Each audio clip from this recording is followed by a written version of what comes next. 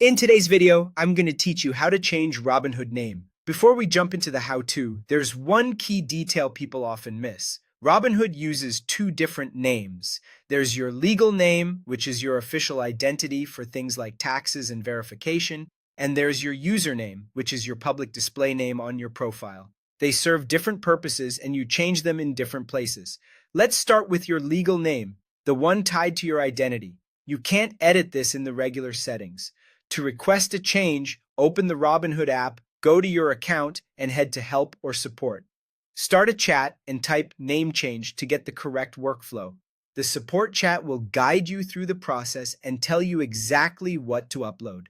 You'll need a valid government-issued ID that already shows your new name and a legal document that proves the change, such as a marriage certificate or a court order. Make sure your documents are clear, current, and fully visible to avoid delays. Once you submit everything, Robinhood will review your request and update your account after verification. This review typically takes a few days, so keep an eye on your messages in the app for status updates or any follow-up questions. Now, if you're just trying to change your username, the name others see on your profile, that's much simpler. Open the Robinhood app, tap your profile icon, then tap the edit button, the one with the pencil. Enter the new username you want and save your changes. Your username must be unique, between 3 and 20 characters, and can only include letters, numbers, and underscores. If you get an error, it usually means the name is taken or includes an unsupported character. So try a slight variation and keep it clean and readable.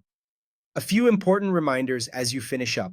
Your legal name and your username are not the same, and changing one does not change the other. You must always use your real legal name for compliance. If your legal name on file doesn't match your official documents, it can trigger account restrictions, make withdrawals harder, and even create tax reporting issues. If you've recently changed your name, submit the legal update first so your account stays in good standing, then refresh your username if you want your profile to match. That's it. Follow these paths depending on which name you're changing, double-check your documents, and you'll be set.